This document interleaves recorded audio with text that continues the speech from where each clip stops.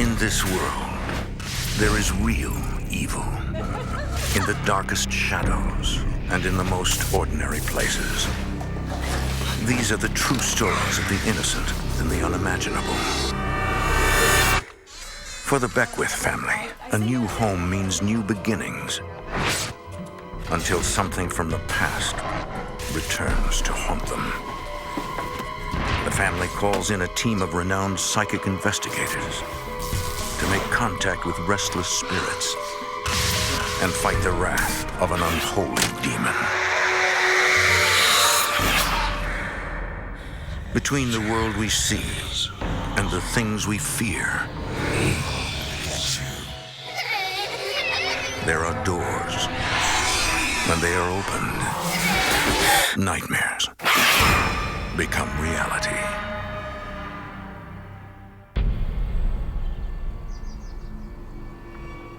The rural countryside of Connecticut harbors a remarkable number of haunted houses. Here, where the Naugatuck River empties into the Housatonic, Native Americans have lived for thousands of years. And in 1642, Europeans began settling here as well. Today, in the historic towns of Seymour and Derby, the legions of dead beneath the land far outnumber the living, and local hauntings have become legendary.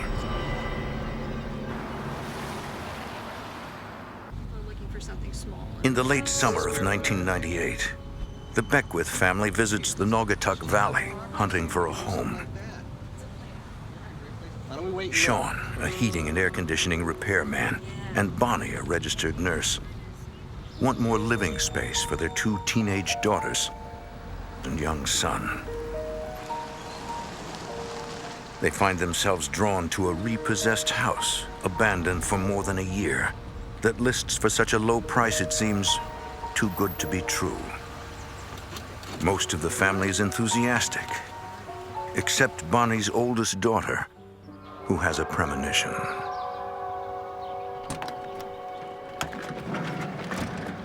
My daughter said, "I don't want to go there. There's something wrong with that house." I laughed and told her, "Come on now, it's a house. You haven't even seen it yet." Come on, it's gonna be fun, come on. If we had known then what we know now about this house, we wouldn't have thought twice about turning around. The real estate agent, Linda DeFord, opens the door.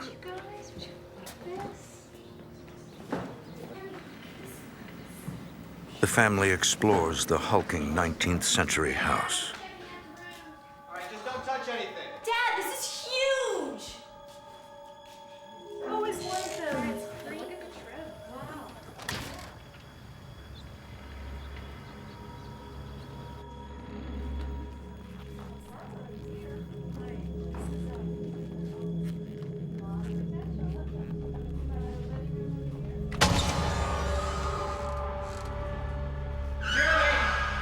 Jeremy, come on down. Quickly. The family holds a meeting to decide whether to take the house. We asked all the kids, "What do you think? Is this the one? We love it. What do you think?" My oldest daughter was the only one to say no. I don't like it, Dad. She said, "It's evil. I don't want to live there. I don't want to be here." Bonnie feels confident that in time her older daughter will accept the new house. They decide to take it and move in. The younger children are excited about having their own bedrooms. 9-year-old Jeremy and 15-year-old Jennifer. I put my bed right against the window. I thought it would be nice to be able to lay in bed and look out the window and have a nice view. I was very happy in that room. It was small and it was very me. It wasn't located right above my parents. I was a teenager and I wanted to kind of be isolated by myself.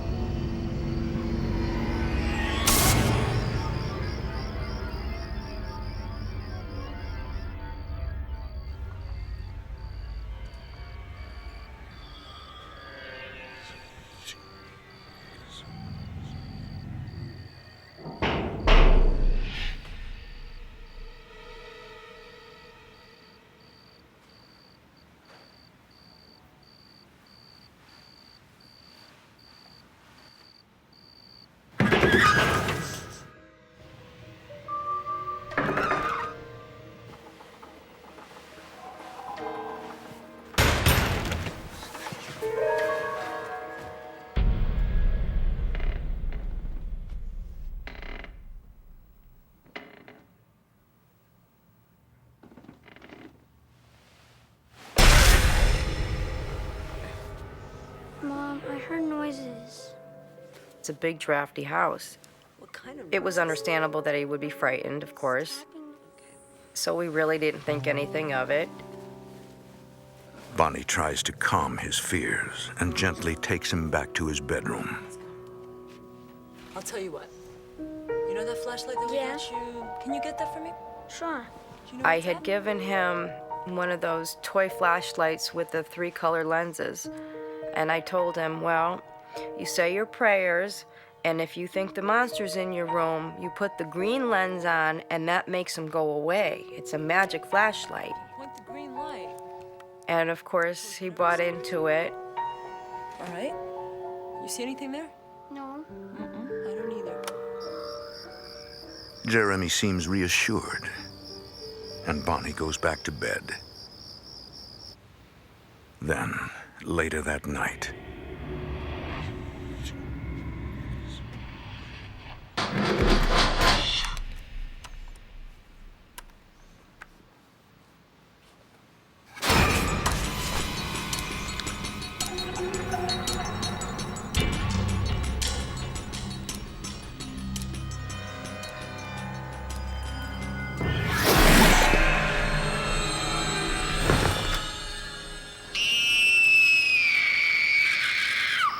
This went on every night, the same time, around 11 o'clock, 12 o'clock, he would wake up screaming.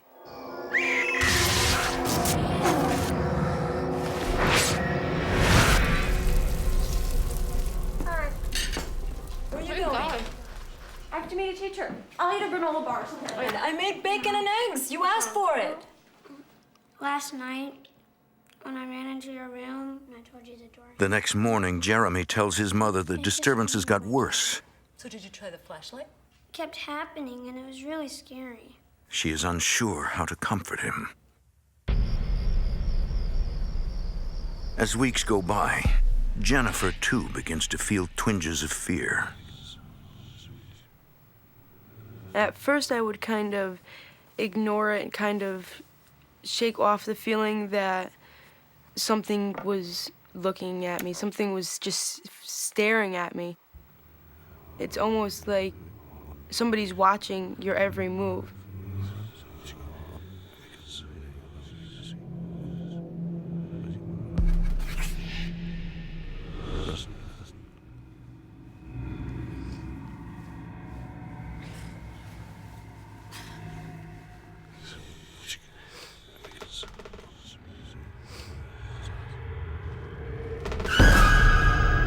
Jeremy, what are you doing in here? The monster. He would it knows say, my you know, name. somebody's grabbing the blankets and pulling them off of my bed. Somebody's calling my name and I can't get it to stop. And he would shake and he would be very scared. Oh, I would just Jeremy, it's say, you know, just go back to bed. No, You're having a nightmare. You're dreaming. There's nothing here. You don't have to be scared. There's nothing that's going to hurt you. I'm going to sleep with Mom and Dad. They're gonna be mad at you. Later that night,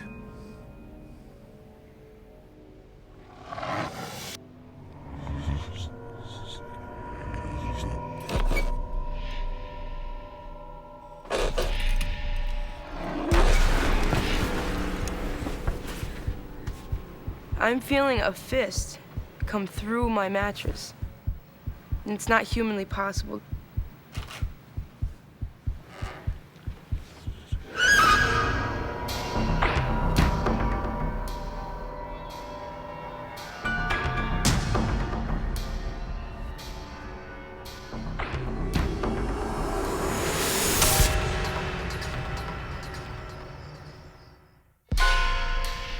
when the Beckwiths move into a haunted house, two of the children find themselves under attack. I knew what I felt, and I was very certain of what I felt and how it felt. I also knew that there was no explaining what was happening. I knew it wasn't a nightmare. I knew that what I was feeling definitely felt like a human fist. How am I going to tell my mother this? She's not going to believe me. How am I going to make it sound reasonable? Should I just keep it to myself? And these are the things that were going through my mind because, You really don't know what you should do about a situation when you have no control. Jennifer decides not to wake her mother. Instead, she moves her bed, hoping that somehow that will protect her.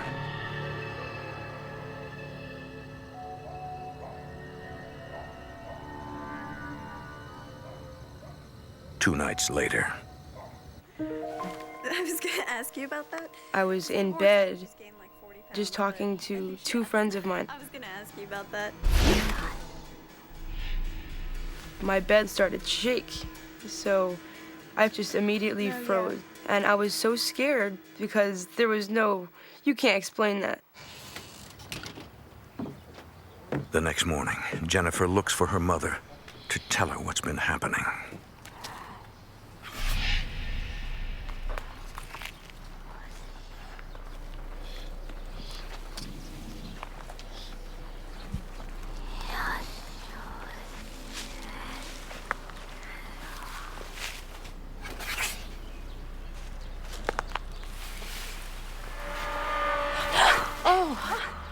Hi. Can we talk about something? I was hysterical, I was crying, I was very scared. We had to come up with something because it was just getting out of hand. Of course, I was in disbelief, and I thought she was kidding. What do you mean your bed picked up and shook? And she was very solemn and terrified and serious. Bonnie takes Jennifer's story to heart and calls an emergency family meeting. Didn't think that you would believe us. Now we're comparing notes. And now we're finding out, oh my God, well, this happened to me, this happened to me, this happened to me. Well, you're a normal person, something strange happens, you try to rationalize it the best you can. It was just way too much to be coincidence. So it's very scary when you have no idea what you're dealing with. You just know there's something wrong. We were terrified. I mean, it's not every day things like this happen. You just don't expect it. You never think it's gonna happen to you. It's gonna be okay. Bonnie tells the family she's going to call Ed and Lorraine Warren, a renowned psychic research team, famous for helping resolve the Amityville horror. Exactly what we're gonna do, but we're gonna get Bonnie feels sure they can help. I was definitely very skeptical about, the Ghostbusters coming to the house and how are they gonna really come in and get rid of it. I didn't know how this stuff worked and what they would actually do when they got here. The Warrens visit the house that very night. The two investigators have worked in tandem for more than 30 years and are the authors of 9 books on the paranormal. Ed is known worldwide as a religious demonologist, a profiler of occult-related hauntings. Lorraine's psychic ability to detect the presence of spirits has been tested and documented at the University of California at Los Angeles. When I walked in the door, I picked up that something just wasn't right. And it was just an uncomfortable, chilling type experience. She said, oh my, I feel something heavy. It's very heavy. This place is infested. There is such an ominous presence in this house. It just feels like somebody is staring you down, very close to your face, like inches away from your face, with pure hate and malice that just wants you dead. And that is the most eerie, frightening feeling that you could ever experience, and you can't run away from that. No matter where you go in this house or on the property, it's there. Lorraine investigates the rest of the house. In Jennifer's room, she senses a powerful, negative presence. I knew that was one bad room. I felt a lot of anger, and I felt a lot of violence. Lorraine reports that the house harbors a dangerous, non-human entity. The family wonders if they should move out until the Warrens can fix the problem. According to the Warrens, even if we got in our car and left, it could follow us. You have to deal with it here. You're helpless. You can't fight it. It's absolutely terrifying. The Warrens offer their aid and tell the family that their only real option is to stay and fight. If you just run away from it or try to ignore the fact that it exists, it's going to get worse. You have to take a stand and do everything in your power to fight it and get rid of it. The Warrens tell them that they must first gather more evidence on exactly what they're facing. We told them to keep cameras by their bed. And if they would feel something, to try to shoot a photograph. As the Warrens prepare to leave, the family feels both comfort and concern. Is it really going to work? Can they really make this stuff stop? Or is our new house our new hell?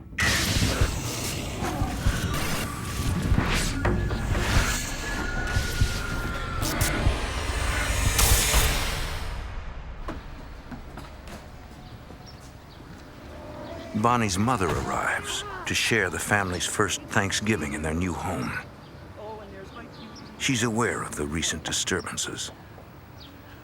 She was a very humorous lady, and she would joke around about things and try to make fun almost of the serious situation, just to lighten the mood, just to make us laugh.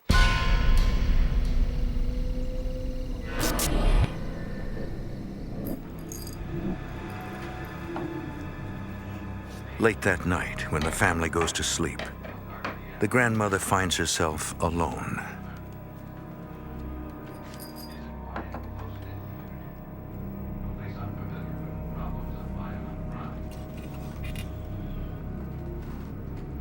On March 3rd, 1992, Park Police Department filed a missing persons report. This hadn't heard from his daughter in nearly 15 hours.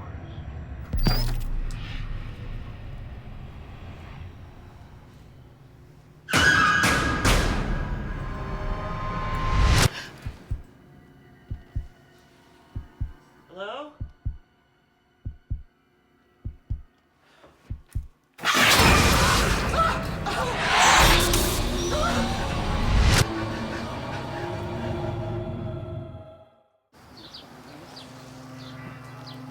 After witnessing 3 ghosts in her daughter's home, the terrified grandmother leaves early the next morning. I just can't stay another day in this house. She was shaking.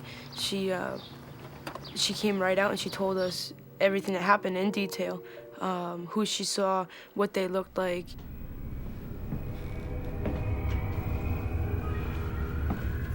Jennifer takes photos of the room in which her grandmother saw the ghosts.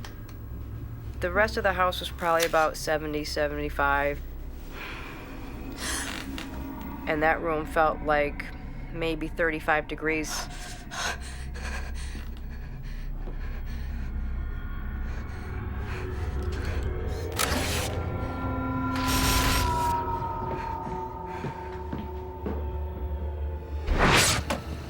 As promised, the psychic researchers Ed and Lorraine Warren return after Thanksgiving to try to resolve the family's haunting.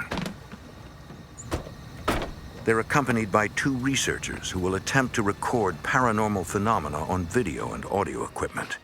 My mom was visiting. A medium named Lee is there in the event that she might be able to communicate with any spirits residing in the house.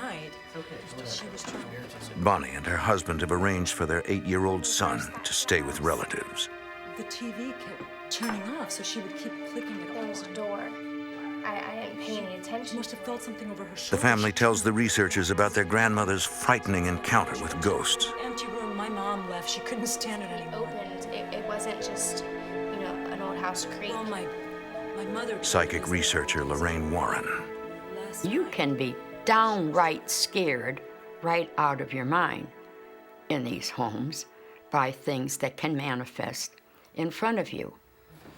Lorraine examines the family's photos for clues about the spirits that inhabit the house.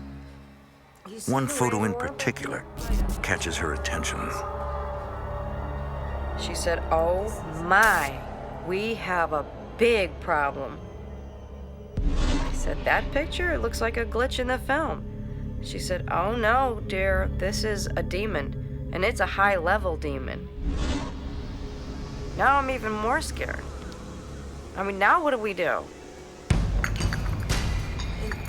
Suddenly, Lee begins to tremble uncontrollably.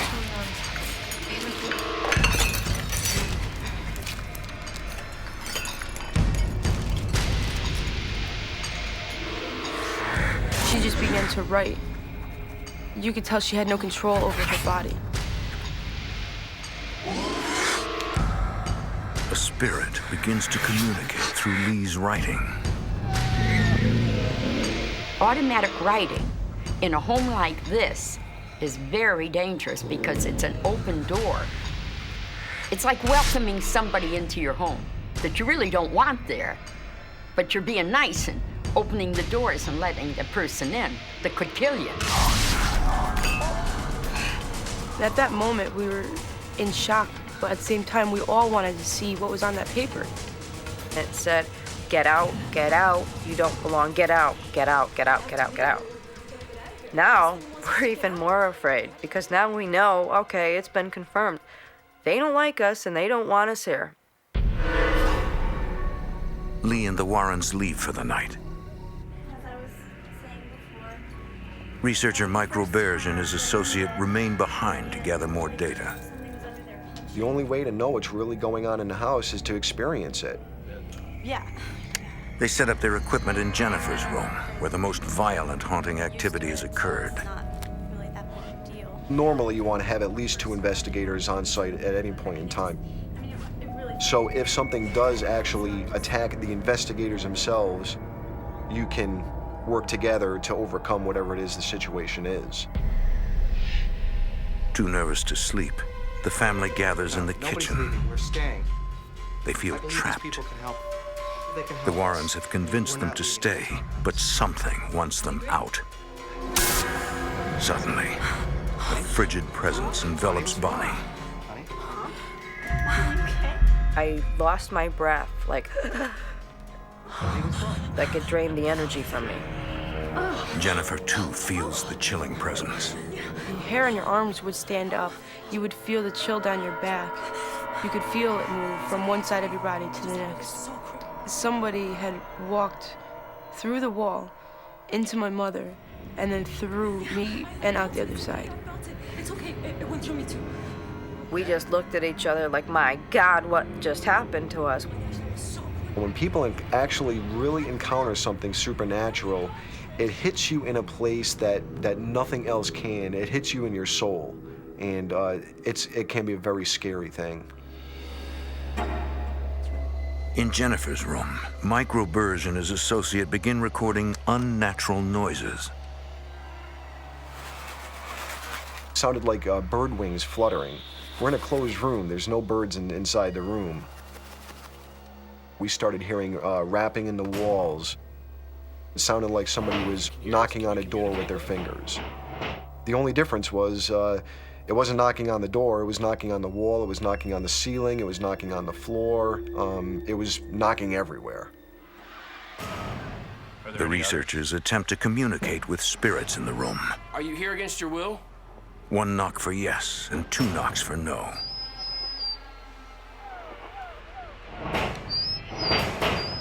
Are there any others? They discover several human entities and one demonic presence. You should let them go. The demonic spirit can and usually does attack people in every aspect possible. Physically, mentally, emotionally, spiritually, and they try to break down that person. It hits you emotionally in so many different ways, and that's all in the effort to try to get you to not want to be here.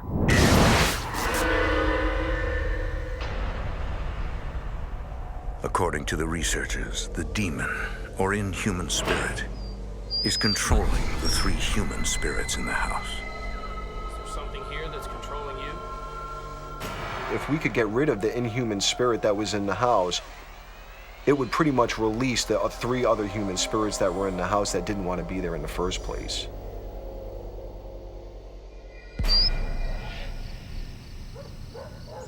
A few nights later, The full research team returns. The family tells them about the spirit that passed through Bonnie and her daughter. We're getting more scared. We know our house is infested by spirits. We don't know who they are. We don't know what they want. And there's nothing we can do. Just wait and pray to God that nobody gets hurt until hopefully the Warrens could do something to make them stop. She just started shivering.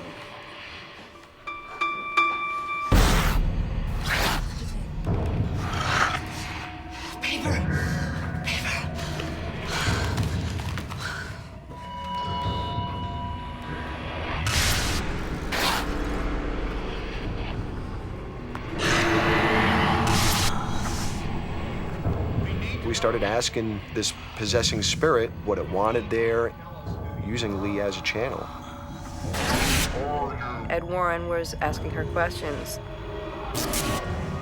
First she wrote George, Robert, and Anna. And he continued to ask her questions and repeat himself, "Who are you?" And she put George Robertson down.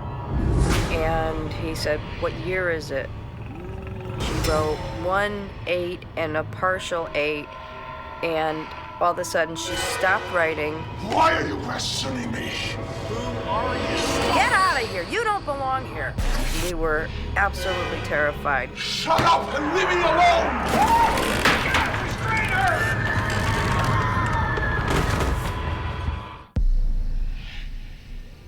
In a haunted house, a medium begins to channel an angry spirit. She started to write, and she got 3 names: Anna, Robert, and George Robertson, a full name, and a partial date, 1, 8, and just the start of another number. Why are you questioning me? And all of a sudden, she starts screaming. "Why are you asking me all these questions? Shut up and leave me alone and get out of here. You don't belong here." And then she shoves the table into Ed Warren, pinning him against the back door. Shut up and leave me alone! He pushes it back and she continuously jamming it into Ed. And she was very violent. And it took a few of the guys to pull her back so she wouldn't hurt him. And we were all just staring in disbelief and worried about Ed and worried about her because she has no control about what's going on. It was unbelievable. That night, the frightened family sleeps together. The Warrens have told them that the only way to end the haunting is to face it as a family. You feel a feeling of eyes boring through you, like someone is staring you down about 2 inches away from your face with such hate and malice, pure evil and hate, I mean pure evil and hate, that they want you dead. The next day, Bonnie and her daughter Jennifer go to the local town hall to research the names produced by Lee's automatic writing. Who are these people? Why would it come out on paper? And what can we do about it? And that's when we decided to do the research and find out who these people were. Bonnie and Jennifer begin looking through property records from the 1800s, hoping to learn more about the history of their house. I was looking at the books and I just said, "Oh my God, Jennifer, come here, you're not gonna believe it." And there it was in black and white. George Robertson owned my house in 1888. When we saw that he owned this house, it was an exciting moment because we knew that what happened with Lee free writing wasn't fake. It wasn't a show that was put on. And Sonia? That's not too far from here. It's in the books. He did own our house. You up for a drive? No one came in inquiring about this information. It's real. It's very real. They drive apprehensively to a graveyard, 10 minutes from their house. We walked down into the cemetery, And the first gravestone we walked up to, we looked down, it was his. We couldn't believe it. What are the odds? You just walk into a cemetery, look down, and there he is. George Robertson. Looking down and seeing his headstone was just shocking. This man was real. This is it. Bonnie is unable to learn much more about George Robertson or about the other human spirits haunting the house. Let's go. A flood in 1955 destroyed many city records of that period. Possibly he just loved this house. It may have been his first home. And maybe that's why his spirit doesn't want to leave. I don't know.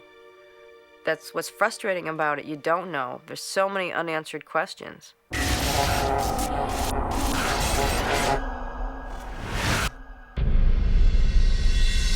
This is what you gave Mom, isn't it?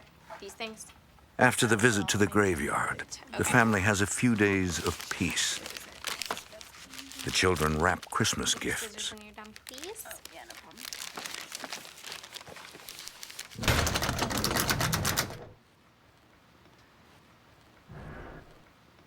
What was that?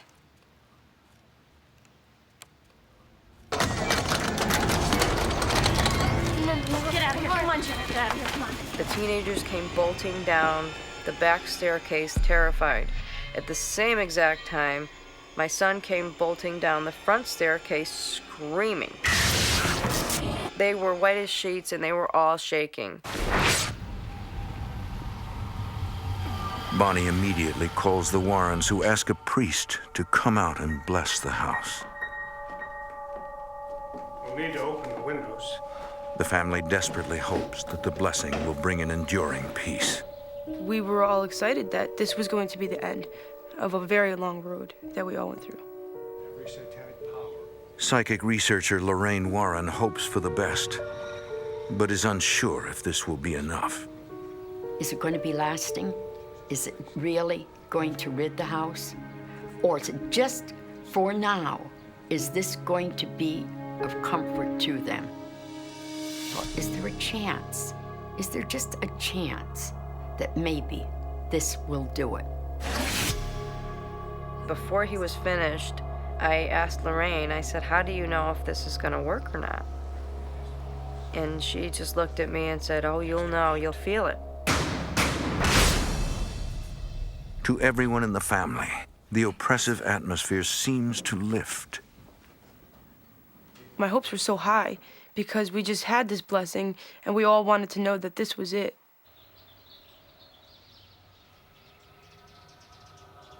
A day or two later, Bonnie is overcome by a compulsion to draw. I started getting these images in my head, and I'd come home, I had to get them on paper. I wouldn't even say hello to my family. I would just come in the back door and start drawing. The only thing that I had in my head was this tree. And I just drew the tree, drew the tree, drew the tree. Nothing else, just the tree.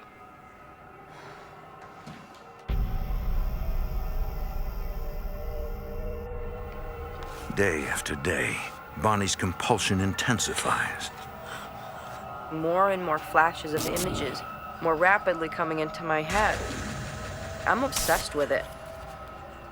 All of a sudden it hit me. Anna was in my head.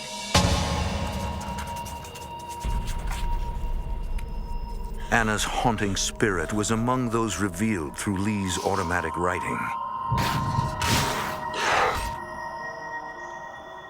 Bonnie senses that Anna once lost a loved one and suffered through deep mourning. The whole time I was drawing the picture of Anna, I was crying my eyes out. I just felt like I was mourning. I just felt so much pain of missing someone that I loved dearly. And I just cried through the whole thing.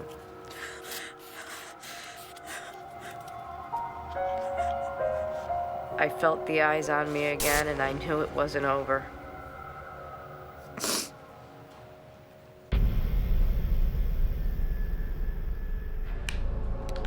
Jeremy, stop shining that in my face. Stop. Jeremy, Jeremy, stop it. Turn that thing off or I'm gonna take it away from you. We were so terrified. We were all sleeping pretty much in the same room. And not sleeping maybe an hour, if that, and having to go to work and function as a normal human being. I gave you a chance.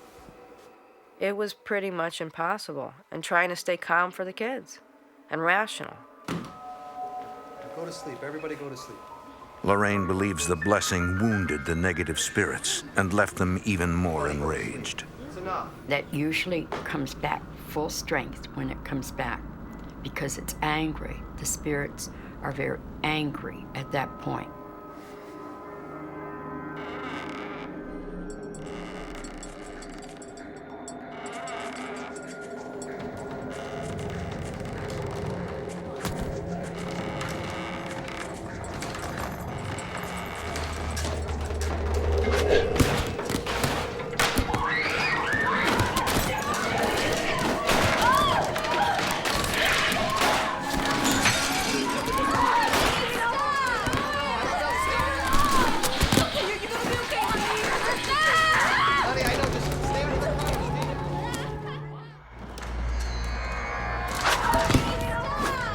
When spirits physically attack the family, Bonnie has had enough. She urgently calls psychic researcher Lorraine Warren. Hey, Lorraine. And she was frightened. She was terrified. She says things are terrible in this house. And so we knew that something more had to be done. She said that she'd already put in a call to a priest to do an exorcism, but they have to go through a ritual and fast for a very long time before they can perform it. Guys, I guess 3 or 4 more days. The priest agrees to do the exorcism right after Christmas. In the meantime, Bonnie considers moving her family to a motel. Leaving the house is not the answer, because what's here is going to follow you. You have to deal with it. You must deal with it. Okay, sweetie. So there is no escaping. She told us the only way out of this is to hold our ground firmly and fight back. So we decided to do that. This is our home, and I'm not the type of person to give up my home to a dead person.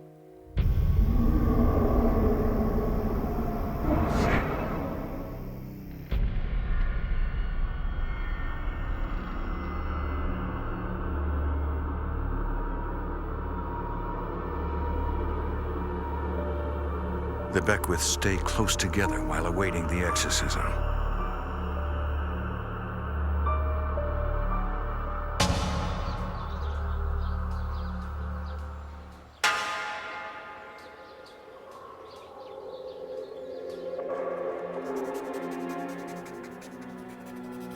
Bonnie again finds herself pulled away from the family by an obsessive urge to draw. I can't think of anything else. The images are there, they gotta come out. I had hate, I had fear, and I'm just drawing all over the paper, all of these symbols, and I have no idea what they mean. It doesn't make any sense to me whatsoever, but it's there and it has to come out.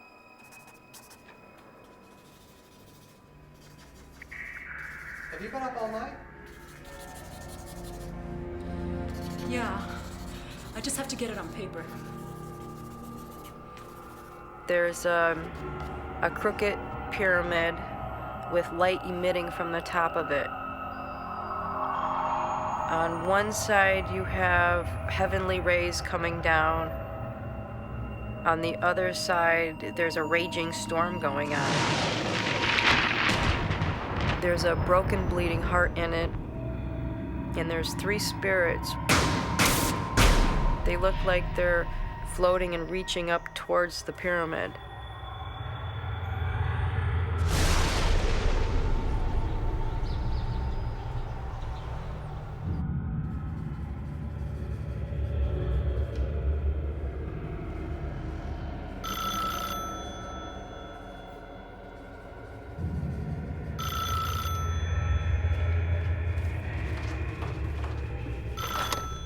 Hello?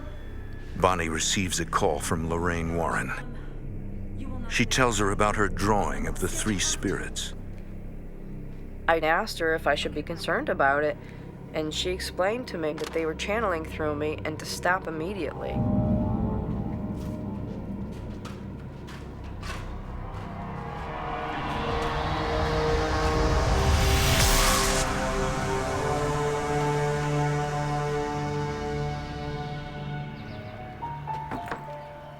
Bonnie's mother gathers her courage to visit for Christmas. My sweethearts.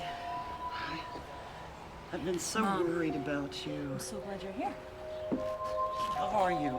Are you How was your drive? My drive was fine, but Trish, how's she looking? Find out here in a second. Almost immediately, Take it out now. she's attacked by a mysterious fever. 104. The family takes her to the hospital. Doctors find a bizarre, irregular heartbeat and decide to keep her overnight. While the older daughter runs Christmas errands, Jennifer and Bonnie try to comfort their loved one. Sure. We'll pray with you. Okay. amen. Forever and ever, the glory and the power. We were going to say her prayers with her, as we always did. And she said them backwards. Okay, you're fine. You're okay. You're just tired. Not backwards. I can't do it. And that's when we were really scared.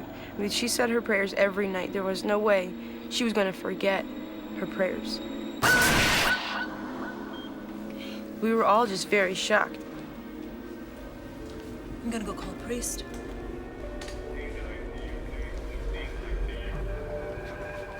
At the same time, the older daughter's Christmas errands are about to take a turn for the worse. Bonnie's mother has been admitted to the hospital with a sudden illness that doctors can't explain. Then, while her older daughter is out doing errands,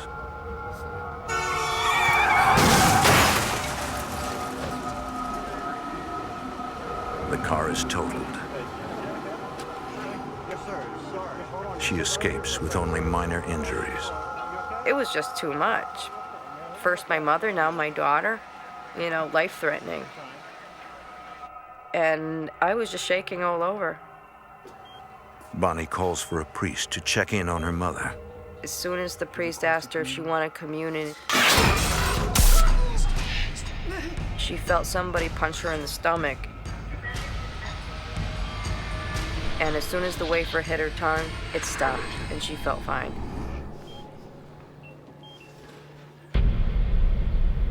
Three days later, the exorcist arrives at the haunted house to try to cast out its demonic inhabitant. He was very quiet, and it seemed like he was almost disturbed by what was going on in the house. I almost felt like he knew, as soon as he walked through the door, what he was dealing with. Exorcisms can only be performed on people, not places. The priest must attempt a dangerous strategy, using a medium as bait. Since Lee was able to channel spirits in the house on earlier visits, he hopes her presence will lure the demon. Researcher Mike Roberge.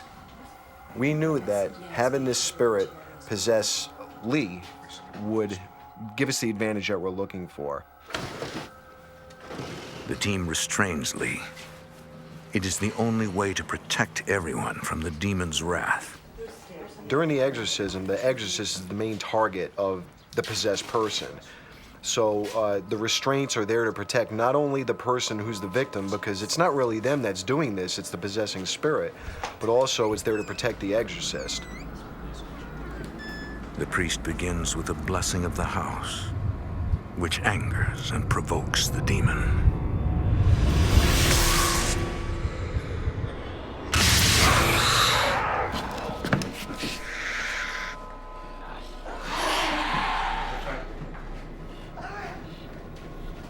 All who are present, repeat after me. She was fighting the priest. he was saying these prayers and it was trying to stop him. She was screaming at the tops of her lungs, stop praying, it's not going to do you any good. And it was almost like it hurt her. You could tell she was in pain when he was doing the exorcism.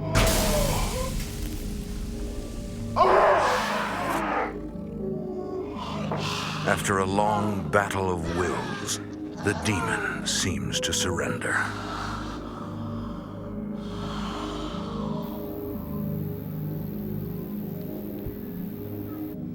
The priest made a move towards her and put a blessed cross up to her forehead. She got very quiet, very, very quiet. She got this evil grin on her face. And at that moment, we heard splintering of wood. She broke the legs right off the chair. That's no human spirit that would have the strength to do that. The exorcism continues for almost an hour. And then she seemed to go limp. And you could feel it instantaneously. And the feeling of the eyes bearing down on you was gone. You weren't being watched anymore. The heaviness of the negative energy just left. We were safe for the first time in this house. It's over. It's over. And it was such a weight lifted off of our shoulders. We could live like normal people again, and I just pray to God it stays this way. Bonnie's prayer seems to be answered, and peace fills her house. But several years later, across the road, developers begin excavating a field. They unearth what seems to be an ancient Native American burial ground. Once again, the family begins to experience unusual phenomena in their home, but nothing that compares to what they had gone through before. We're still trying to figure it out. We probably never will find out the right answers. Was it an Indian burial? We'll never know. Today, the Beckwiths have learned how to deal with their ghostly co-inhabitants. I came into this house pretty much an atheist, and now I've seen the powers of God, I've seen the powers of the devil right before my very eyes. And it's made me a stronger person.